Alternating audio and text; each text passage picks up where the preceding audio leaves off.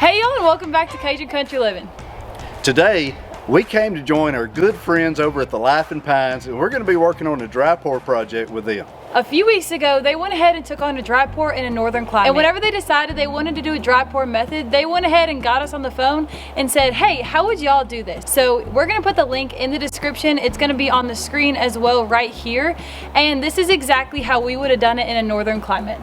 Now look, they did an outstanding job on this slab. They put a slab in front of their chicken pen and it turned out great. What happened to them is something that was outside of anybody's control. Mother Nature did them dirty. Mother Nature always tends to do everybody dirty. We were in conversation talking about this slab. What can we do to improve the finish on this thing? Because the very top of this slab got damaged by heavy winds and rains. And y'all can go back and check that video out and look at it. The weather was awful. It was terrible. We decided to jump on a plane, get out of that 100-degree heat, get up here. It is currently 64 degrees. I'm not sweating. That's outstanding. So we're gonna make this happen today. Let's get it. Okay, your turn. So ready. Let's do it. Here's a more in-depth look at the damage that was done on the top of the slab due to the rain. The deep pits are from the water dripping off the light that is in front of their chicken coop. And lucky for us, Jen and Teddy had prepped the slab before we got here. For more details on how to properly do that, check out their video here. They wanted to keep the slab the same size, so all they did was simply move the forms up from the previous slab. Hooters brothers is more like twins. I don't know if you've ever seen that show with Arnold Schwarzenegger and Danny DeVito. This guy is tall. He's like 7'18" and a half or something. I don't know. So I feel like the short guy in the movie Twins. I don't know. We got this prepped a little bit before you got here. We took this frame and what we did is we raised it up 1.5 inches. We propped it up 1.5 inches to give us what we have here. Just judging off of what you're seeing here, is this something that we're going to be able to remedy? Absolutely. This is going to be, and I'm so glad this is happening this way, because there's so many people out there that's curious to know, hey, we have an existing slab. What can we do about it? It doesn't look good. It's not very attractive anymore. Even though the slab is still functional and it's serving the purpose it needs to, we just want to put some lipstick on this pig. We want to put something that's bulletproof, long-lasting, and very appealing on here. Has a couple loose pieces randomly in there. Should we leave those in, or is that something that we'd probably want to just take care of? So I think it's important that where these loose little pieces are around the edge, and all that is whenever they started pouring this slab, they started the watering cycle, and the top little bit of crust was setting up, and then this horrific storm hit, started dumping water, and it caused overwatering, like we always talk about. You do not want to overwater this. And it caused, in this case, severe blistering and delamination on this top little bitty tiny finished section. And that's the reason why we only use a small amount of water, like we said. So we're going to go through anything that's loose, we're going to take it away. That way, when we put the new slab on top, we're attaching the new slab to the existing concrete and not just a layer of loose scale. I have just the Hooters for that. Do you? Now that is not a love tap Hooters. That is not a love tap. That is the full onion Hooters. Let's get to it. Let's do it.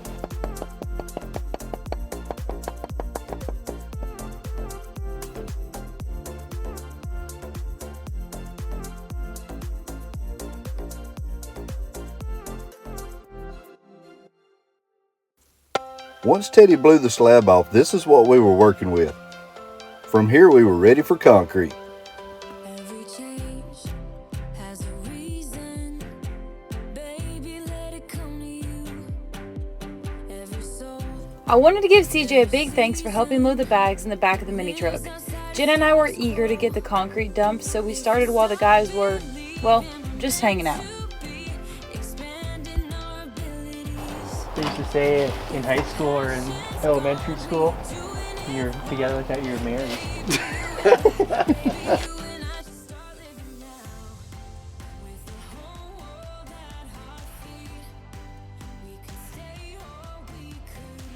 This one that we did was 3.5 inches. This one is 1.5 inches, so it's 4 by 8 by 1.5 inches. and according to the calculator, it was going to take 10 bags. Okay. Or actually, it was like 8.3 or something, and we got 10. Always better to have a little bit more than a little less. So baby, we should start living now.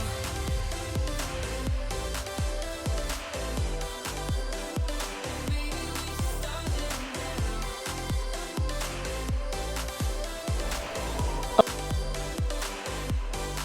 We are close, can you feel it? Something is behind the clouds. We just have to believe it, that we can make the sun come out. Let us lose. Are we gonna make the guys like do anything, or Where are they? there's honestly no telling? Hey, where are you guys? What? Hey, we have 5 more minutes? No, boys, get down here. Okay. All right. Stay or we could leave. There is nothing in between. So baby, we should start living now. 'Cause we only have this life. Wanna laugh and wanna cry. So right now we went ahead and raked out all the bags we put in here so far, and that is 6. We still have 4 left, but we're gonna go ahead and start the screeding process before we get there in case it's a little bit off. If we don't need too much, it's not too much overflow on the end. We talk about screeding all the time, and the most important thing to remember about this is do it once, do it twice, do it 10, 50 times. Do not stop until it is perfect across the top. A lot of comments that we get are, there's always rocks in it, ours looks super rocky. Well, as y'all can see, this is insanely rocky concrete right here. So As Teddy says, screed, screed, screed. one of the other most common problems we see is people not using enough concrete. You do not want to see any gaps between the concrete and the board anywhere between the length of the form. If you have a little space or gap, you will not be able to screed the concrete properly, which will lead to uneven surfaces.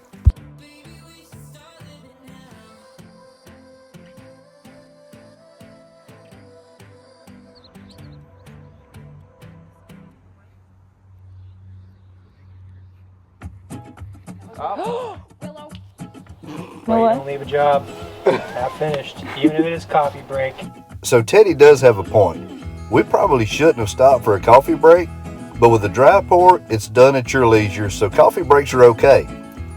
Just maybe we should have put up some type of animal protection Hooters before.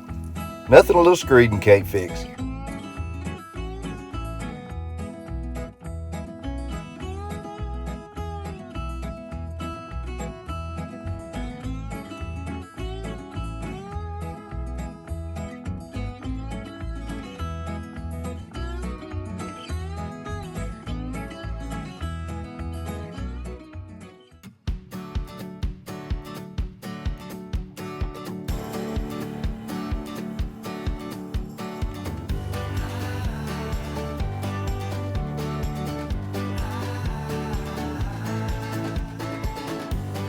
A little concrete, fill in the hole, and screed right back over it, and it disappears.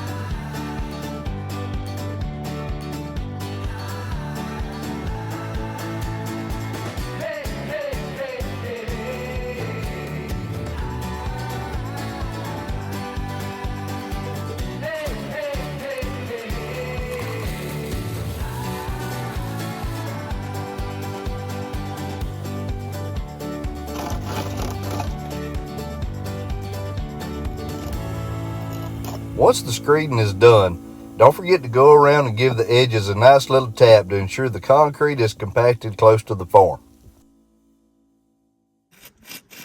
Jenna was voted the most patient out of all of us, so she was given the task to go round off the edges. This is something that is optional. Jenna and Teddy liked the way that the round edges looked, so we went ahead and went for that. And again, and again, and over it again. But the patience did pay off, y'all. Look how good this edge looks.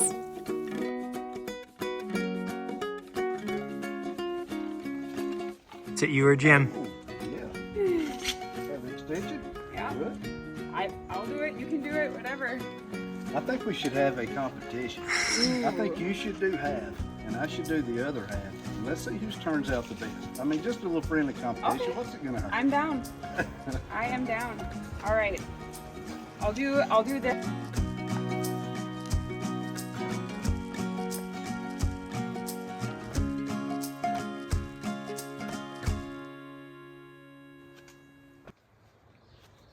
Okay, so before I get started, I just want everybody to know the sun is in my eyes. The barometric pressure feels off a little bit. Not real sure, but I'm gonna give this my all.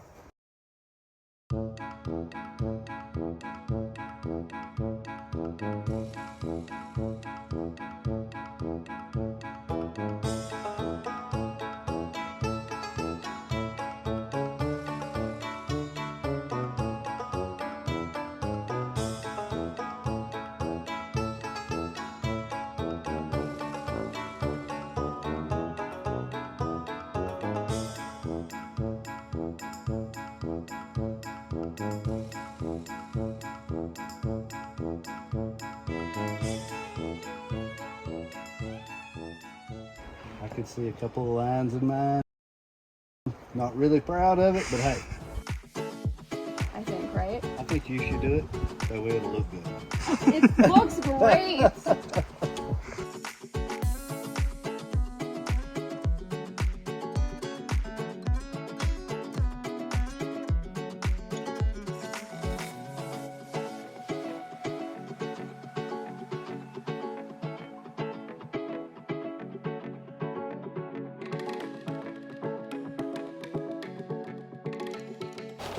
So Teddy's gonna start the misting process, and what we're gonna be doing is one mist, and then we're gonna wait an hour. We're gonna do another misting, and then we're gonna wait an hour, and then we're gonna do 2 showers per 1 inch.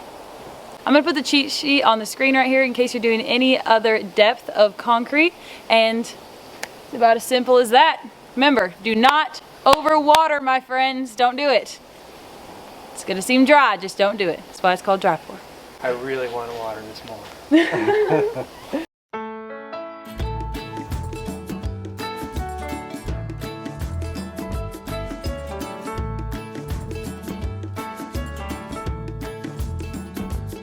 you're in a hurry?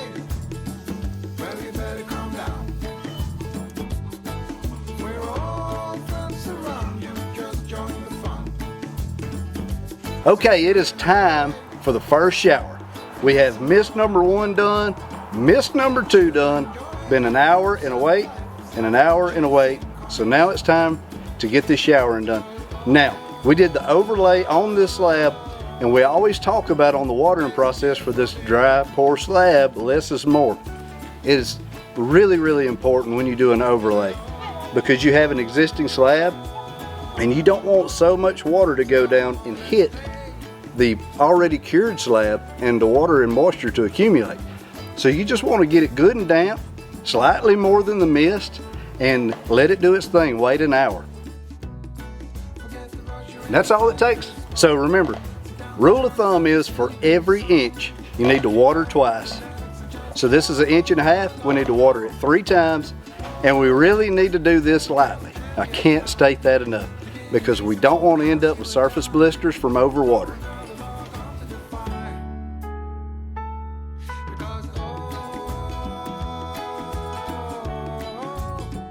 Because it's a beautiful day.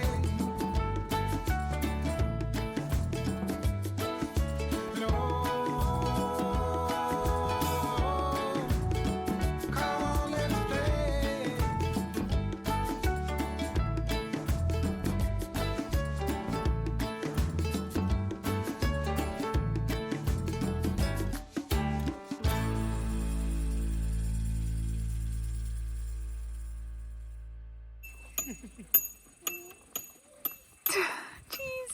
After we got the third and final watering done, we went inside to get our dinner ready.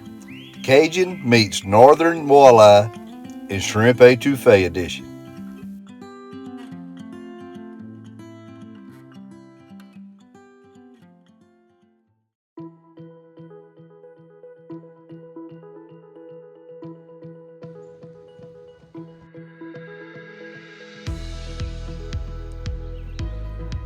There you go.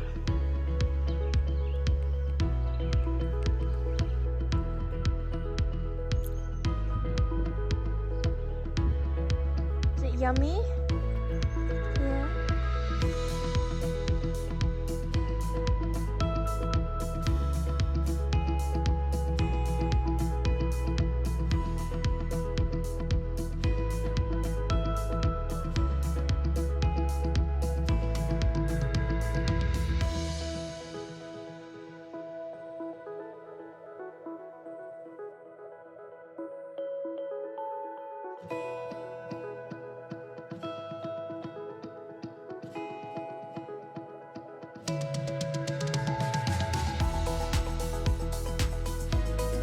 It is the next morning, and as y'all know, concrete is gonna take 28 days to cure.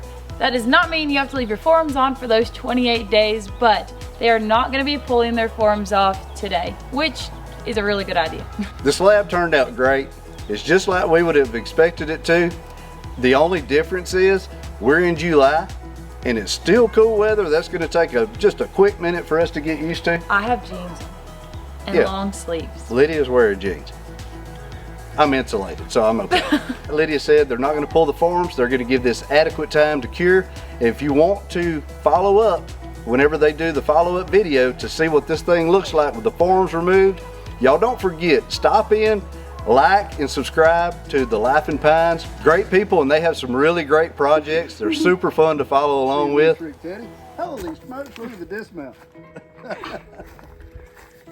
Yeah, this is going to be really interesting for everybody to follow because this is a dry pour really close to the Canadian border. It's going to get cold here. It's going to get brutal. This is going to put this dry pour to the test. And not only is it a dry pour, it is a dry pour with an overlay. It is an absolute complex situation, worst case scenario for concrete. So if the cold weather doesn't affect this slab, I think the dry pour is going to be pretty solid for anybody.